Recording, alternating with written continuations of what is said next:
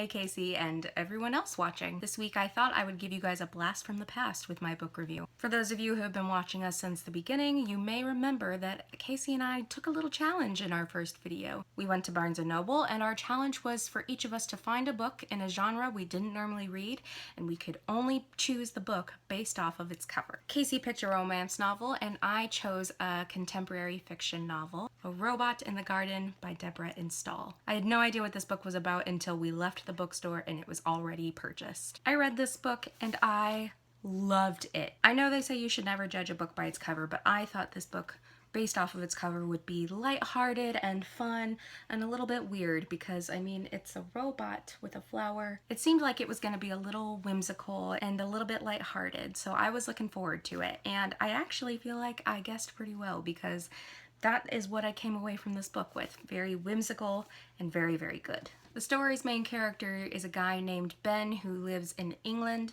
and he ends up taking a road trip with this robot named Tang that he meets, what do you know, in his garden. Ben feels like kind of a failure. His marriage is not doing well and in fact might be coming to an end soon, and he finds this robot just sitting in his yard that doesn't really do much, doesn't really say much, and it's not a very well built robot. Eventually he starts to form kind of a bond with this little robot, and the robot starts to actually form a bond with him in return, and he finds out that this robot does not have much time left in him, and in order to fix him he needs to find Tang's original owner. So basically, if you love science fiction or if you just love road trip novels, this is the book for you. I gave this book 4 out of 5 stars. I really enjoyed it. I really loved the road trip element. I really loved how the story explored some really interesting things. In particular, there's a very clear difference in this book between robots, which Tang is, and androids, which Tang is not. Androids are the more sophisticated version of robots. They have a very set program in mind, a very set function. They are seen as higher quality than robots in general, and with Tang built the way he is, kind of thrown together, no one really seems to know who made him.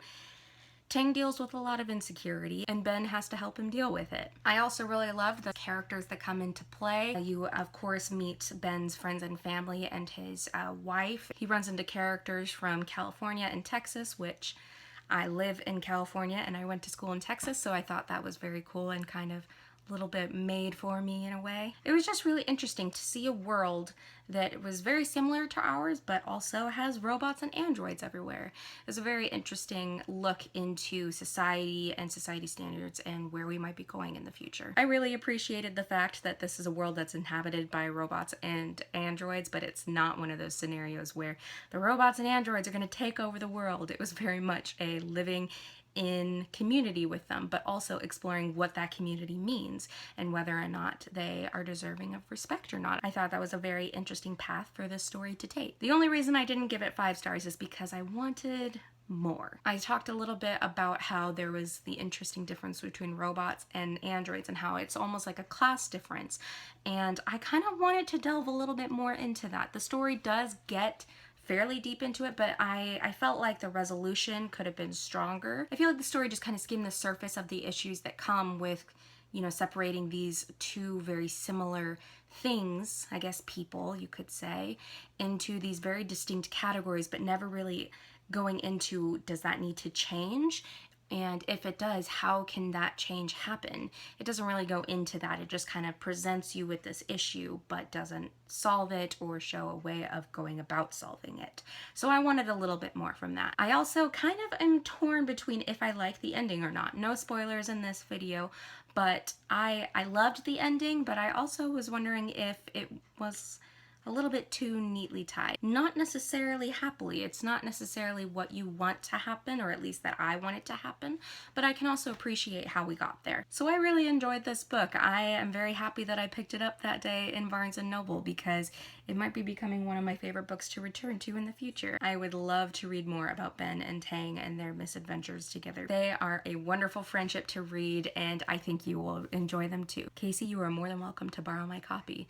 And I also challenge you to get on reading that romance novel you picked out, because I'd love to hear your thoughts on that. That's my review for this week. I hope you guys enjoyed it. If you do end up picking up A Robot in the Garden, please let me know in the comments below what you think about it. And if you have any other books that involve very cute robots, I'm all ears to hear about them, because I need more cute robots in my life. I mean, Tang was so adorable. I want to read more. Thanks so much for watching. See you guys next time. Bye.